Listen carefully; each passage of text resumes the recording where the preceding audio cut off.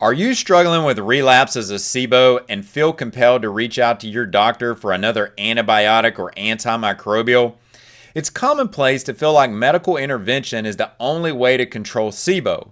However, you can stop that dependence and take back control of your small intestine with these do-it-yourself DIY remedies for quick relief.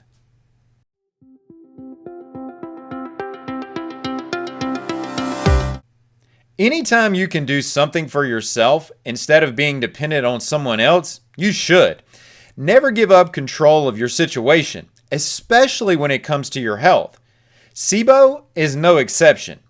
As you know, the typical recommendations are hyper-focused on killing organisms linked to SIBO when this is not even necessary, or following a diet that lacks validation. You can do better. The key word in that statement is you.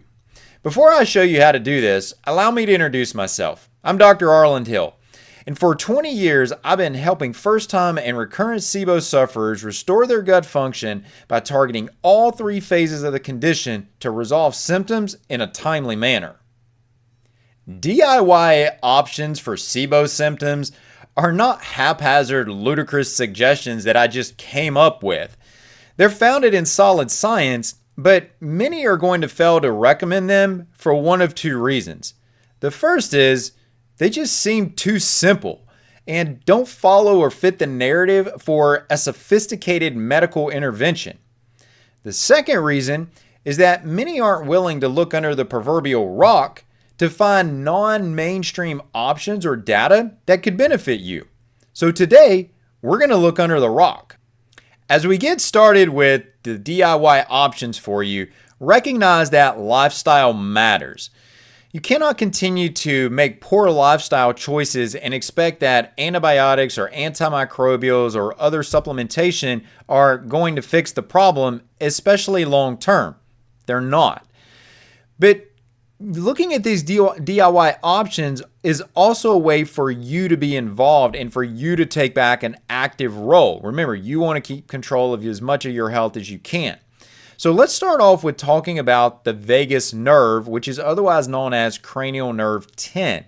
This is a big nerve in the body that supplies many of the organs, and it's also been directly shown to be connected with SIBO. Now, I will start off here and just show you guys this. This is a book I finished reading not too long ago, a couple of months ago, and it is a deep dive on the vagus nerve.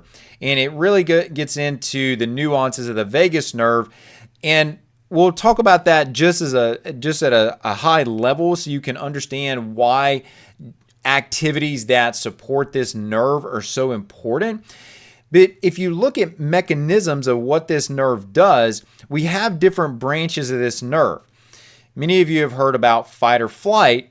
Well, on the opposite of that is what's generally termed rest and digest.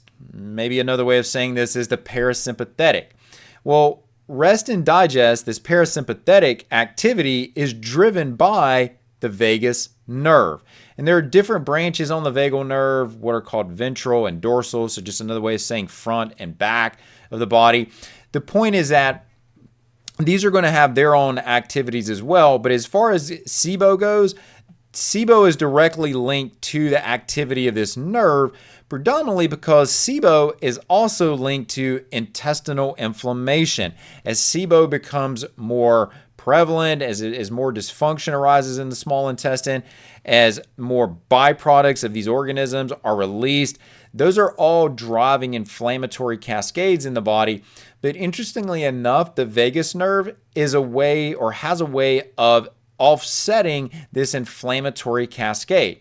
It inhibits that inflammatory process. In fact, it directly does it through its activity with cytokines. And I only use the term cytokines because that is a term that, secondary to COVID, many individuals are more familiar with now. So the vagus nerve has the capacity to help control these cytokines that drive the inflammatory process.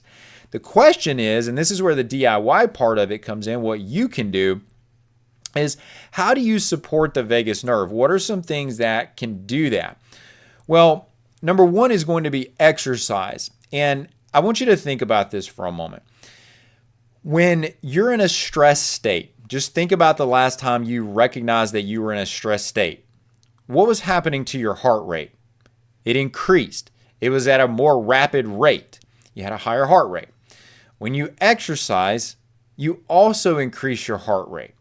But when you exercise, the long-term effect is what we're looking for, not the immediate effect.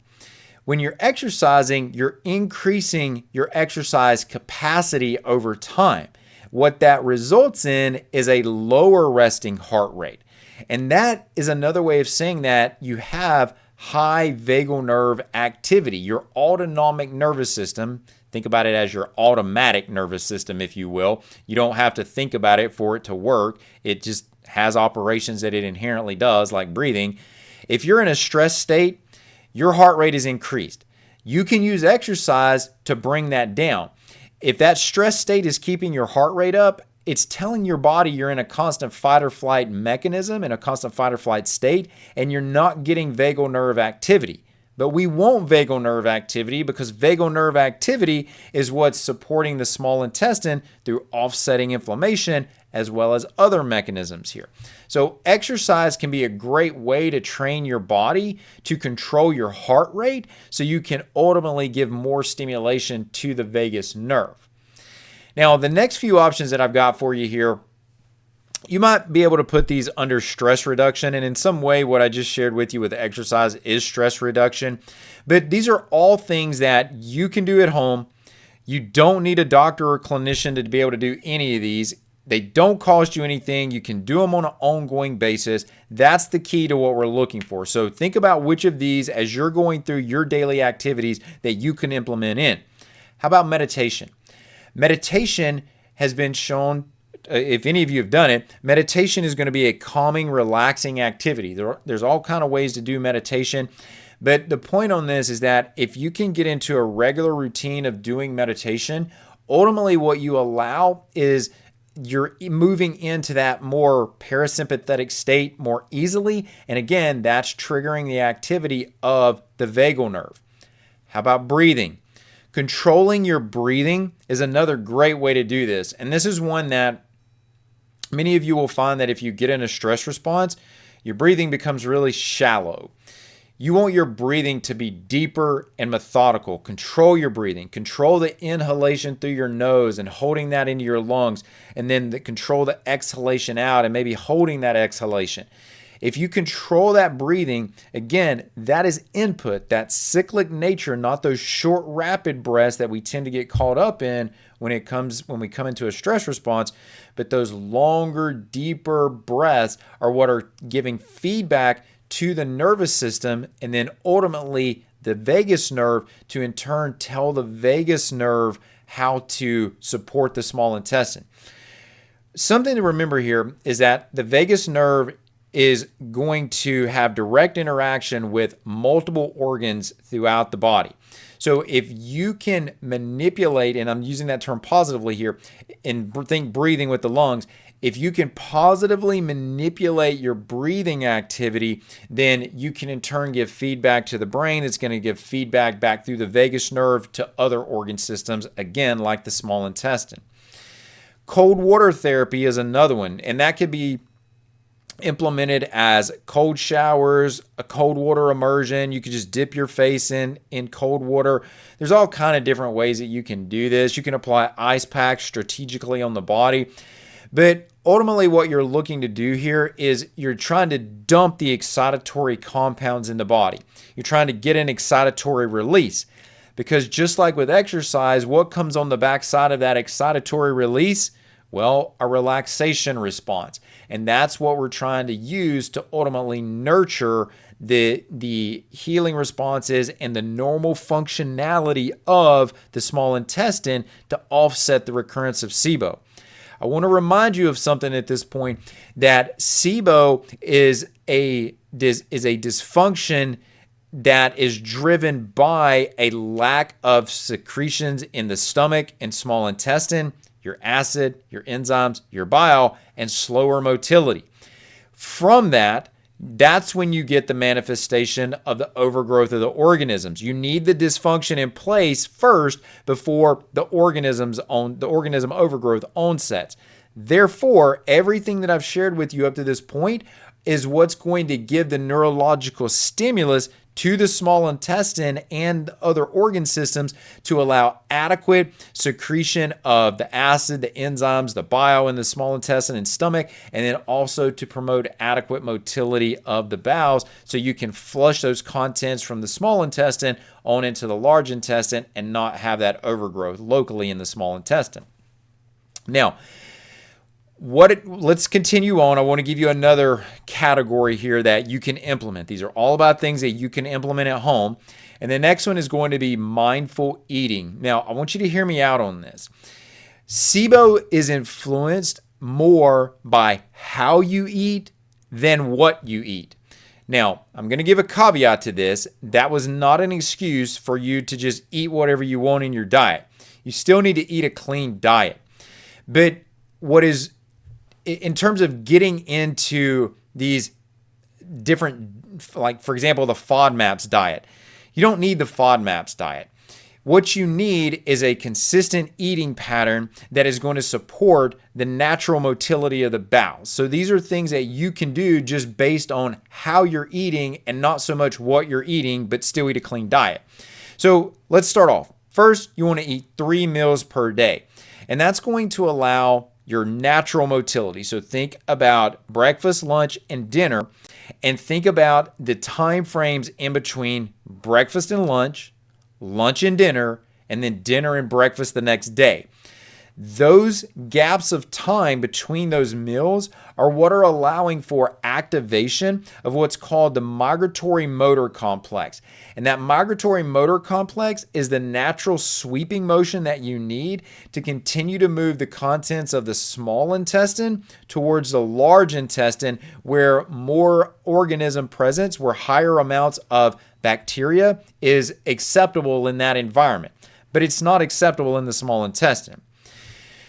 Maybe a better way of thinking about this too is also looking at when I say how you're eating, not just timing throughout the day, but the timing of each individual meal. Not just rushing through the meal as fast as you can and looking at that meal as an inconvenience. It's not an inconvenience. And when you do that, it's going to result in incomplete digestion. It's going to take longer to digest the food in the stomach and the small intestine because you didn't do a large portion of the work in the mouth of continually chewing that food and breaking it down smaller and smaller and smaller. And so now when you swallow it in larger chunks, larger fractions of food, it takes a larger effort by the stomach and the secretion of acid, and then in the small intestine by the activity of the enzymes and the bile to be able to fully break that food down. And most of the time you don't even fully break it down as well as you should. The other problem with that is that when you're not breaking down food efficiently and allowing it to be assimilated across your gut barrier at a fairly consistent and rapid rate, the problem is that it stays in the small intestine, and now for those organisms that are overgrowing, that becomes a fuel source for them. So we want to be in more of a parasympathetic state. Remember, rest and digest when you're trying to eat. And if you're rushing through a meal, you're not doing that. You're in a sympathetic state. So a couple of things that you can do to help you stop rushing through a meal and just get in the habit of doing these are to eat upright. Actually sit with your back against the chair that you're in. When you're dropping your head down, think about that. If you're trying to really shove food in and inhale food, you're leaning over, you're getting closer to the food. Put some distance between you and the food and sit upright, not slouched over. Pray before you eat, right? That just get into a different mental state. Have a mental shift before you sit down to eat. Between each bite, put down your utensils. So take your fork, consume whatever's on that fork, and then set the fork down and let the fork go. Let it rest on your plate until you've completely chewed and you're ready to eat the next bite, and then pick the fork back up again or whatever other utensil you're using. Focus on the chewing. Actually think about, am I chewing that food up thoroughly enough? And think about when you're actually sitting down and eating, And the food that you're eating, give some mental thought to that, put some mental activity towards that, and also think about the individuals that you're consuming the meal with. Enjoy that time, enjoy the food, the meal itself, and eliminate distracting activities while you're eating.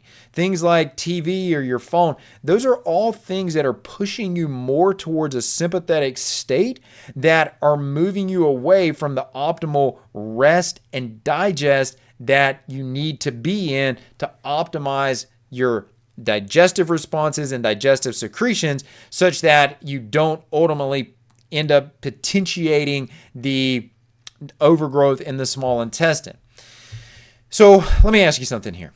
How often when you sit down, so think about this for yourself, how often when you sit down do you follow these eating habits that I've outlined here? Not often? Well, that's good because that gives you room to improve.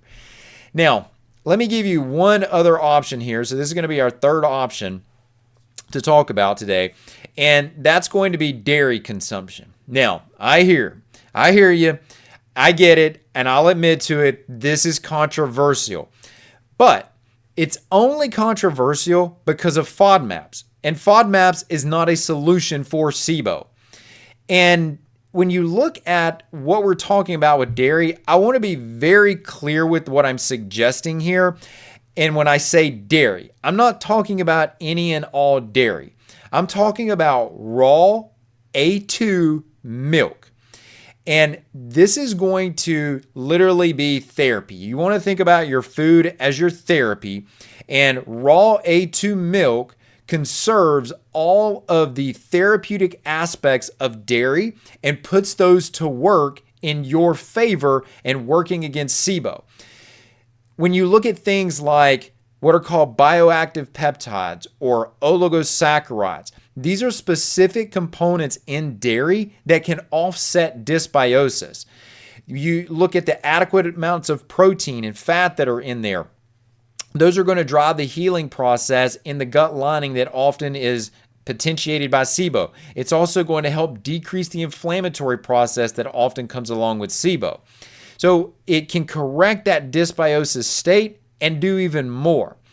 And in case you think I'm just out here on a limb with this, look at what this one study says. Thus, among children of primary school age who follow a long-term dairy-free diet, SIBO is significantly more often recorded relative to children who are on a traditional type of diet. That's simply saying that SIBO was seen far more often when dairy wasn't consumed in this study population as compared to when kids did consume dairy. So if you're finding these DIY options helpful, let's build on these by making sure you don't make the top 5 mistakes that are often linked to SIBO when trying to correct it. So go ahead and click on the video on the screen right now to avoid them.